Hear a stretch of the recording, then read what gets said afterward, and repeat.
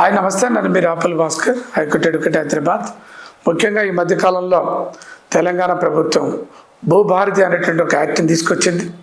ఈ యాక్ట్ ప్రకారంగా చాలామంది పేదలు గతంలో తెలంగాణ వ్యాప్తంగా రాష్ట్ర వ్యాప్తంగా 9 లక్షల మంది రైతులు సాదా బైనామాల కింద భూములు కొనుగోలు చేసి దరఖాస్తులు పెట్టుకున్నారు. వాటన్నిటిని కూడా మరి ఈ మధ్య రిజిస్ట్రేషన్ చేయబోతూ ఉన్నారు, పట్టా సర్టిఫికెట్లు ఇవ్వబోతూ ఉన్నారు.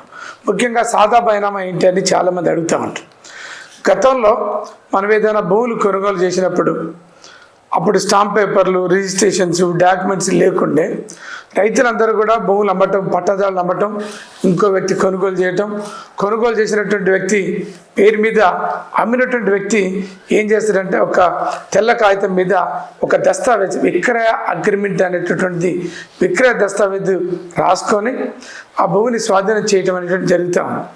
ఇట్లా చేయబడినటువంటి ఈ సాదా బైనామా అంటే తెల్ల కాగితాల మీద రాసుకున్నటువంటి విక్రయ దస్తావేజుల్ని ప్రభుత్వం గుర్తించి ఆర్ఓఆర్ యాక్ట్ 1971 అనేటటువంటి యాక్ట్ ప్రకారంగా 13B సర్టిఫికెట్ ఇవ్వడం, దాన్ని ఇంప్లిమెంట్ చేయటం, ఆ తర్వాత పాస్ పుస్తకాలు ఇవ్వటం అనేటువంటి జరుగుతూ ఉంది.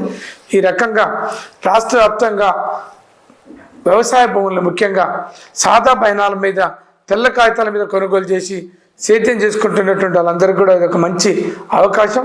దీన్ని అందరూ కూడా ఉపయోగించుకొని భూభారతిలో దరఖాస్తులు పెట్టి మీరందరూ కూడా మీ యొక్క పట్టాలని పొందాలని చెప్పేసి, పాస్ పుస్తకాలను పొందాలని చెప్పేసి మీకు అవగాహన కోసం ఈ వీడియో చేసిన.